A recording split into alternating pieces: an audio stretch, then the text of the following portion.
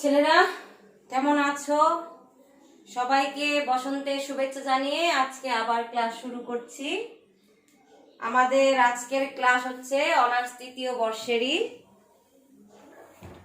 সেটা হচ্ছে বাংলাদেশ জিওগ্রাফি চ্যাপ্টারের। তোমাদের যে বাংলাদেশ জিওগ্রাফি, সেই বাংলাদেশ জিওগ্রাফি চ্যাপ্টারের geography of Bangladesh, geography of Bangladesh চ্যাপ্টারের 3006 যেটি কোড নাম্বার।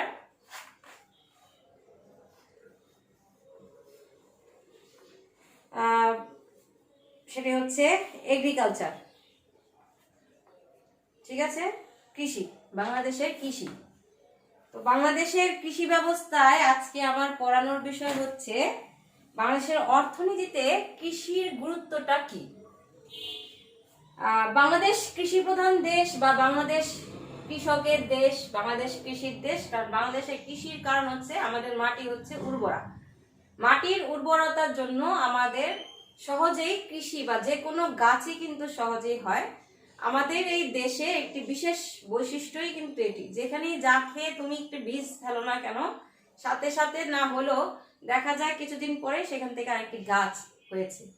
তো এই যে মাটির গুণাগুণ, উর্বরা শক্তি, এই উর্বরতার কারণ হচ্ছে বাংলাদেশ নদীমাতৃক দেশ।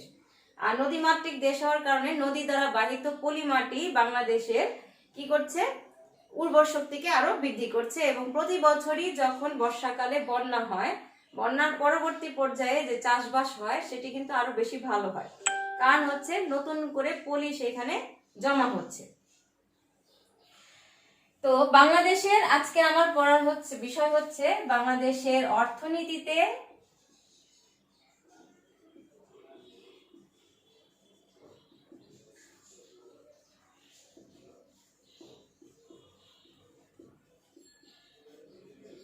কৃষির গুরুত্ব।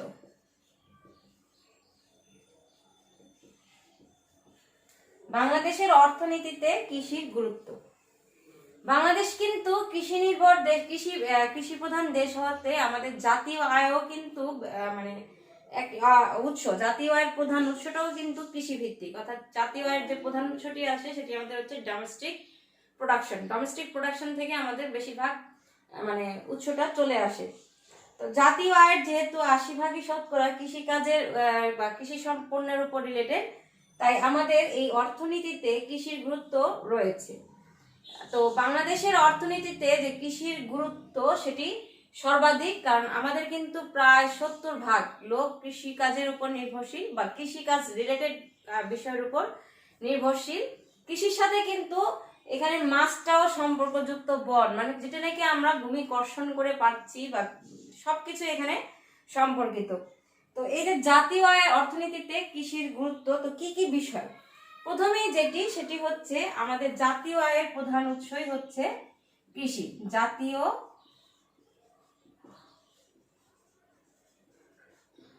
আয়ের প্রধান উৎস।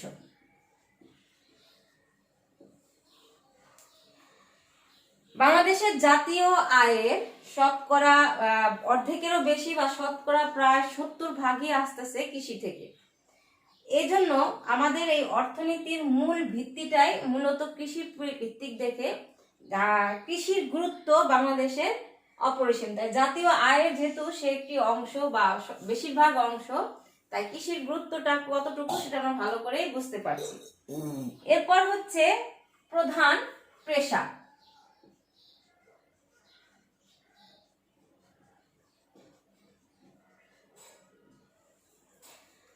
যা কৃষি বাংলাদেশের জনগণের প্রধান পেশা। এবং আমরা বলি যে প্রায় বাংলাদেশের 80% লোকই হচ্ছে কৃষি কাজের সাথে সম্পর্কিত। পেশা কেন অর্থনীতিতে গুরুত্বপূর্ণ? কারণ পেশা যদি ভালো না হয় বা আমি যদি অর্থ উপার্জন না করি, তাহলে কিন্তু আমার অর্থনীতির যে আমাদের যে অর্থনীতিতে আমাদের যে প্রদান বা আমাদের অর্থনীতির সাথে যে আমাদের সম্পর্কিত, তা কিন্তু হবে না। তাই বলেছে প্রধান পেশা হিসাবে কৃষি যেহেতু গুরুত্ব আছে, তাই জাতীয় অর্থনীতিতেও কৃষির গুরুত্বটাও রয়ে গেছে। কৃষির উন্নতির উপরই আমাদের কিন্তু এই অর্থনীতির উন্নতি নির্ভর করে। কারণ যখনই আমাদের আয় বাড়বে তখনই কিন্তু আমরা ধীরে ধীরে উন্নতির পর্যায়ে যাব। আর যখনই আমরা উন্নতির পর্যায়ে যাব তখনই কিন্তু অর্থনীতির মানে উন্নয়ন হবে। আর মোট কথা হচ্ছে এখানে দারিদ্র্যের দুষ্ট চক্রের মতো এই কাজগুলো অনবরত ঘুরছে। আমরা বলছি যে দারিদ্র্যের দুষ্ট চক্রে যে অভাব আছে, অভাব থাকলে বিনিয়োগ হবে না, বিনিয়োগ থাকলে না থাকলে সঞ্চয় হবে না, অভাব থাকলে সঞ্চয় হবে না, সঞ্চয় না থাকলে বিনিয়োগ হবে না, বিনিয়োগ না থাকলে কোনো কিছু মানে কর্মকাণ্ড করা যাবে না, মানে কোনো সম্পদ তৈরি করা যাবে না। ঠিক একইভাবে বাংলাদেশের যে জাত প্রধান পেশাটাও ঠিক এরকম। আমার যদি পেশা ভিত্তিক কাজে যদি আমি টাকা উপার্জন না করতে পারি তাহলে কি হবে, আমি দরিদ্র থেকে যাব। তার মানে এই যে দরিদ্র থাকা সেটাও কিন্তু আমার অর্থনীতিতে উপর বিশেষভাবে প্রভাব ফেলছে। তাই অবশ্যই যেহেতু জাতীয় আমাদের প্রধান পেশা, আমাদের দেশের মানুষের প্রধান পেশা কৃষি, তাই অবশ্যই কৃষি যে পেশার উপর যে জীবন ধারণের ভিত্তি সেটা অবশ্যই ঠিক থাকা উচিত। আমি মনে করতেছি যে যখনই আমাদের এই পেশা ভিত্তিক মানুষের, কৃষি পেশা ভিত্তিক মানুষের উন্নয়ন সম্ভব, মানে জাতীয় আয় বৃদ্ধি পাবে, তখন কিন্তু জাতীয় আয় বৃদ্ধি পাবে। আর জাতীয় আয় বৃদ্ধি পাওয়া মানেই হচ্ছে অর্থনীতিতে একটি বড় ধরনের ধাক্কা বা অর্থনীতির একটি বড় ধরনের উন্নয়ন। বুঝতে পারছো? এরপরে হচ্ছে খাদ্যের যোগানদার।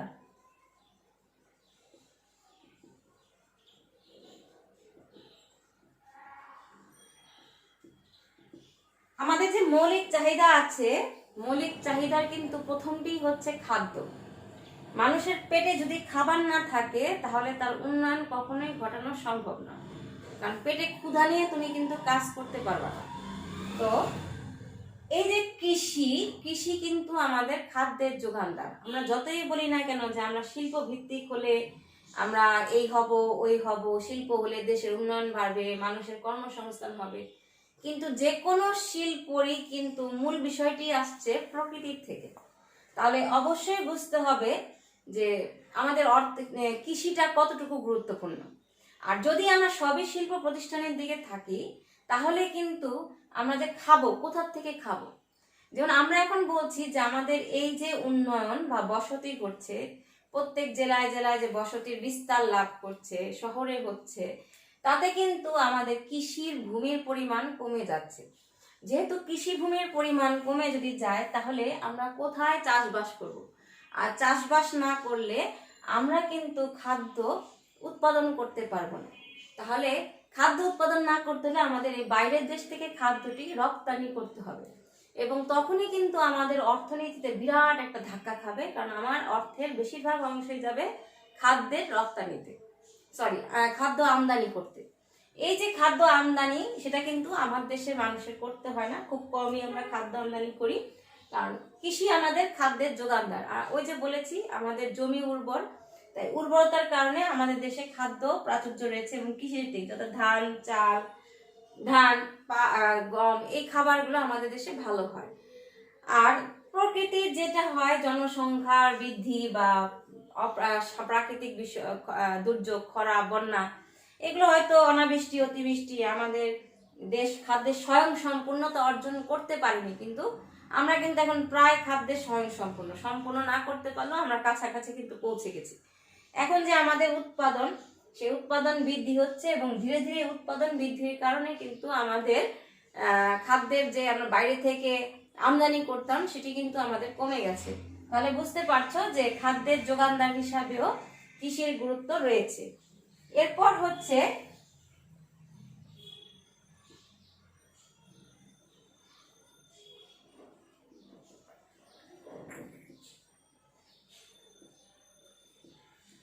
শিল্পের কাঁচামাল যোগায়।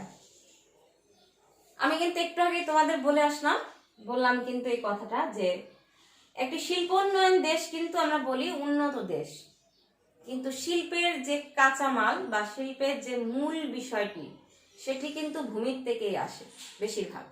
আর ভূমির থেকে যেগুলো আসে তার মধ্যে অন্যতম হচ্ছে কৃষি বিষয়। যেমন আমি পাট কথা বলছি, আমাদের দেশে পাটের কথা বলছি, সেটা কিন্তু পাট গাছ থেকে আসতেছে, তাহলে কৃষি। আচ্ছা, কার্পাস আমরা যদি সুতা তৈরি করতে লাগে তাহলে আমাদের লাগবে তুলা, সেটাও কৃষি, তার মানে বস্ত্র শিল্পের জন্য তুলা দরকার। আচ্ছা, আমরা যদি এখন খাদ্য, এখন যেমন তোমরা সবাই ফাস্ট ফুড খেতে পছন্দ করো, চিপস খেতে পছন্দ করো, খেয়াল করে দেখবা বেশিরভাগ খাবারই কিন্তু তোমার কৃষি পণ্য দিয়েই তৈরি করা হয়। সব খাবারই কৃষি পণ্য ছাড়া কিন্তু সম্ভব না। তাহলে এই যে শিল্প বা শিল্পের নতুন অবস্থা সবকিছুই কিন্তু কৃষির সাথে সম্পর্কযুক্ত। অর্থাৎ কৃষির যদি উন্নয়ন না ঘটে তাহলে কখনোই শিল্পের উন্নয়ন ঘটানো সম্ভব না। বাংলাদেশেও কিন্তু যদি কৃষির আমরা আরো বেশি উন্নয়ন ঘটাতে পারতাম তাহলে কিন্তু বাংলাদেশ শিল্পেও উন্নয়ন করতে পারত। যেমন প্রায় এখন একটা অ্যাড দেখায়, ফেসবুকে দেখি যে চায়নারা বিভিন্ন ধরনের ফলের ওরা অ্যাড দিচ্ছে, এই গাছ থেকে ফল পেড়ে নিচ্ছে, ওই গাছ থেকে ফল পেড়ে দেখাচ্ছে যে ফলের ভিতর কতটুকু রস আছে বা কতটুকু সুস্বাদু এই ফল খেতে, কিভাবে খেতে হয়। তার মানে তারা কিন্তু কৃষির উপর গুরুত্ব দিয়ে ওই বিষয় দিয়েছে যে আমি এখন এই ফলটাকে যদি প্রিজার্ভ করি তাহলে কিন্তু এটি একটি শিল্প হবে। আমি যদি এটা জুস বানাই, জুস বানাতে হলে আমার কারখানার দরকার আছে, তার মানে আমার কিন্তু সেকেন্ডারি পর্যায়ে চলে যাচ্ছে বিষয়টি। তাহলে বুঝতে পারছো যে কৃষি যদি উন্নয়ন ঘটানো সম্ভব না হয় তাহলে কিন্তু শিল্পের উন্নয়ন ঘটানো সম্ভব হবে না, কারণ কৃষির সাথে সবকিছুরই সম্পর্কযুক্ত। আবার কৃষি তুমি বলতে পারো যে আমরা যদি বলি যে সিমেন্ট শিল্প, তুমি বলতে পারো যে ওটাতে তো কৃষির দরকার হবে না, সেটাতে তো খনিজ সম্পদের দরকার হবে। হ্যাঁ, স্বল্প সম্পদের দরকার হবে, কিন্তু সেক্ষেত্রেও কিন্তু কৃষির সাথে সম্পর্কযুক্ত তোমার বিষয়গুলো সেখানে রয়ে গেছে, কারণ তার সাথে যে আনুষঙ্গিক যে বিষয় তৈরি করা সেটি কিন্তু কৃষির সাথে সম্পর্কযুক্ত। অর্থাৎ কৃষির উন্নয়ন যদি ঘটে তাহলে শিল্পের কাঁচামালের যোগান ঘটবে সঠিকভাবে। শিল্পের কাঁচামালের যোগান যদি কৃষি সঠিকভাবে দিতে পারে তাহলে সেখানে শিল্পের উন্নয়ন ঘটবে। শিল্পের উন্নয়ন ঘটলে কৃষির আমাদের যে অর্থনীতি সেই অর্থনীতিরও উন্নয়ন ঘটবে। অর্থাৎ আমরা ধীরে ধীরে আরো বেশি অর্থনীতিতে সমৃদ্ধশালীতা লাভ করবো, সমৃদ্ধশালী হব। তারপরে হচ্ছে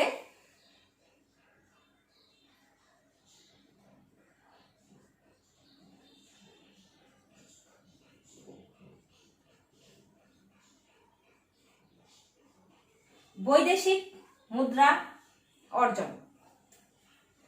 সোনালী আঁশের দেশ বাংলাদেশ, রূপালী সম্পদের দেশ বাংলাদেশ। সোনালী আঁশ হচ্ছে আমাদের পাট, রূপালী সম্পদ হচ্ছে আমাদের চিংড়ি মাছ। তাহলে বুঝো যে বৈদেশিক মুদ্রা আমরা কিভাবে পাচ্ছি। বাংলাদেশের বৈদেশিক বাণিজ্য কৃষির উপর নির্ভরশীল। পৃথিবীর অনেক দেশ আমাদের দেশের ফলমূল বা আমাদের দেশের যে উৎপাদিত পণ্য পাট সেগুলো কিন্তু মানে ক্রয় করতে আগ্রহী, ইভেন মাছ এগুলো ক্রয় করতে আগ্রহী। তাহলে তারা যদি এই বিষয়গুলো ক্রয় করে তাহলে কিন্তু আমাদের যে রপ্তানি দ্রব্যের পরিমাণ বেড়ে যাবে। রপ্তানি দ্রব্য কিন্তু বেশিরভাগই প্রচলিত অপ্রচলিত দ্রব্যের মধ্যে কৃষি দ্রব্য কিন্তু রয়েই যায়। তাহলে এই যে কৃষি দ্রব্য, সেই কৃষি দ্রব্য কিন্তু আমাদের অর্থনীতিতে মানে রপ্তানি করার পর যে অর্থ সেটি অর্থনীতিতে গুরুত্বপূর্ণ ভূমিকা রাখছে। অর্থাৎ যদি আমরা কৃষির উন্নয়ন ঘটাতে পারি তাহলে কিন্তু আমাদের বৈদেশিকভাবে আমরা এগুলো রপ্তানি করতে পারবো। আর যদি আমরা রপ্তানি করতে পারি তাহলে কিন্তু আমাদের অনেক অর্থ উপার্জিত হবে, অর্থাৎ বৈদেশিক মুদ্রা অর্জন হবে। তাই বৈদেশিক মুদ্রা অর্জনেও কিন্তু আমাদের এই কৃষির যে গুরুত্ব সেটিরও রয়ে গেছে। কারণ কৃষি বৈদেশিক বাণিজ্যের বাংলাদেশের যে গুরুত্বপূর্ণ একটি বিষয় সেটি আমরা পাঠ দিয়ে বুঝতে পারি। অন্যান্য বিষয় কিন্তু আছে, এখন বিদেশের অনেক দেশই কিন্তু আমাদের দেশ থেকে সবজিও এখন নিয়ে যায়। এই যে সবজি নিয়ে যাচ্ছে, সবজি কিনছে আমাদের দেশ থেকে, মাছ কিনছে, ফল কিনছে, এগুলো কিন্তু আমাদের বৈদেশিক মুদ্রা অর্জনের একটি রাস্তা।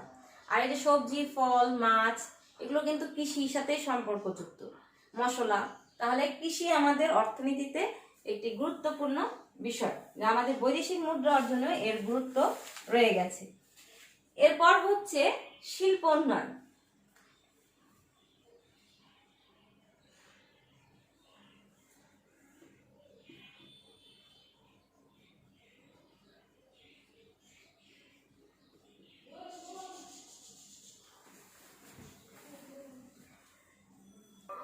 শিল্প উন্নয়ন, কৃষির উন্নতির সঙ্গে সঙ্গে যদি কৃষকের উন্নয়ন ঘটে, আমি তোমাদের একটু আগে বুঝিয়েছি দারিদ্রের দুষ্ট চক্র, যে আমাদের এই দারিদ্র্যের দুষ্ট চক্র কিন্তু আমাদের ধাক্কা দিয়ে বের হওয়ার একটা প্রবণতার কথা বলা হয়েছে অর্থনীতিতে, যে এই দারিদ্র্যের দুষ্ট চক্র তুমি কিভাবে ভাঙবা, তোমাকে ধাক্কা দিয়ে এখান থেকে বের হয়ে আসতে হবে।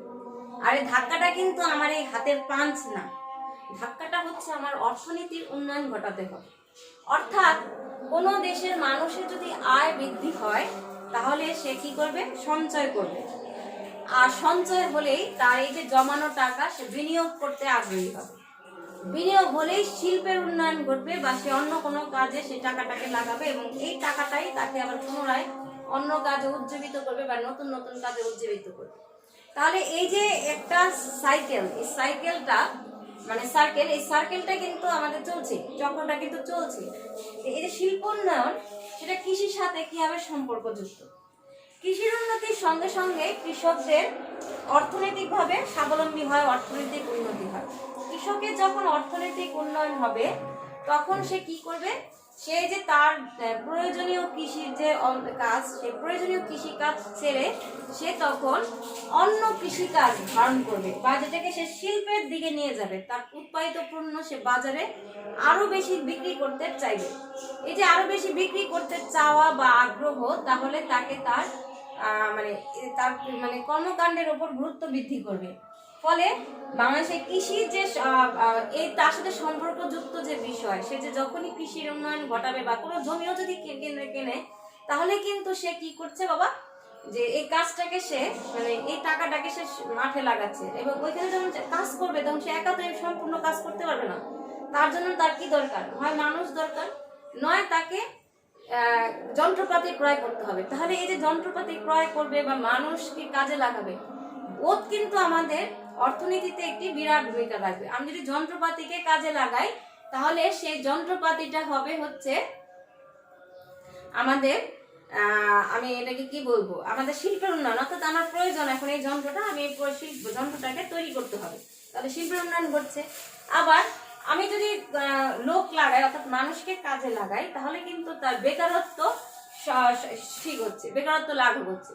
তাহলে এই যে বিষয়গুলো, সেই বিষয়গুলোই হচ্ছে আমাদের অর্থনীতিতে গুরুত্বপূর্ণ বিষয় কিনা সেটা আমাদের জানতে হবে। এই বিষয়গুলো সেগুলো কিন্তু আমাদের অবশ্যই শিল্প উন্নয়নে একটি গুরুত্বপূর্ণ ভূমিকা রাখছে। তাই শিল্প উন্নয়ন যদি সম্ভব, কৃষি উন্নয়নের সাথে সাথে শিল্প উন্নয়ন সম্ভব এবং সেই শিল্প উন্নয়নের যে অর্থ সেটি আমাদের অর্থনীতিতে একটি গুরুত্বপূর্ণ ভূমিকা রাখছে।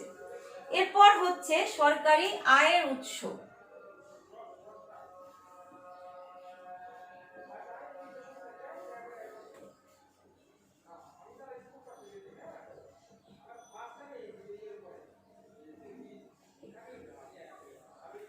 কৃষি বাংলাদেশের সরকারের আয়ের প্রধান উৎস। আমি জমির যে পরিবহন বাবদ, রেল ভাড়া, কৃষি পণ্য ইত্যাদি যে সরকারের আয় হয়, অর্থাৎ আমি বুঝিয়ে বলি, কৃষি কোনো পণ্য উৎপাদন করলাম, পণ্য উৎপাদন করার পর সেটা আমি বাজারে বিক্রি করছি। বাজারে যখন আমি বিক্রি করব, যেটি কিনা মানুষের খাবার উপযোগী, সেখানে ভ্যাট দিতে হচ্ছে আমার। আচ্ছা, ভ্যাটের থেকে বেশি আমাকে সেখানে ট্যাক্স দিতে হচ্ছে। ট্যাক্স দেওয়ার পরে তারপরে হচ্ছে সেটা ট্যাক্স কিন্তু সরকারের আয়ের উৎস। তারপরে হচ্ছে আমি কোনো কিছু করে কোনো পরিবহনের মাধ্যমে অন্যান্য জেলায় সেটা প্রেরণ করলাম। তাহলে এই যে পরিবহন ব্যবস্থায় যে আমি খরচটি করলাম সেটিও কিন্তু জাতীয় আয়ের একটি সরকারি আয়ের উৎস। তাহলে এই যে কৃষি পণ্যের রপ্তানি আবার যদি করি তাহলে কিন্তু আমাকে শুল্ক দিতে হচ্ছে। এই শুল্ক দেওয়া বা পরিবহন ব্যবস্থার সাথে সম্পর্কিত বিষয় সবই কিন্তু আমার সরকারি আয়ের উৎস। তাহলে এই তোমরা বুঝতে পারছো যে কৃষি বাংলাদেশের অর্থনীতিতে কিভাবে সমস্ত তার দিকে রিলেটেড অর্থাৎ সম্পর্কযুক্ত, কিভাবে অর্থনীতিকে সে পুনরিত উজ্জীবিত করে, কৃষি অর্থনীতির উপর সে কিভাবে প্রভাব ফেলে। বাংলাদেশের কৃষির সব দিক থেকেই অর্থনীতিতে কৃষির গুরুত্বটি অপরিসীম। এই যে টপিকসগুলো, সেই বিষয়গুলো, যে বিষয়গুলো আমরা জানলাম, সেই বিষয়গুলোর দিকে একটু তাকালেই কিন্তু আমরা সেটি ভালো করে বুঝতে পারি যে বিষয়গুলো সবগুলোই কিন্তু আমাদের অর্থনীতির সাথে সম্পর্কযুক্ত। তাহলে অবশ্যই এরা আমাদের অর্থনীতিতে সবচেয়ে গুরুত্বপূর্ণ ভূমিকা পালন করছে কৃষি। তাহলে ছেলেরা, আজকে এই পর্যন্তই রইল। সবাই ভালো থেকো, সুস্থ থাকো।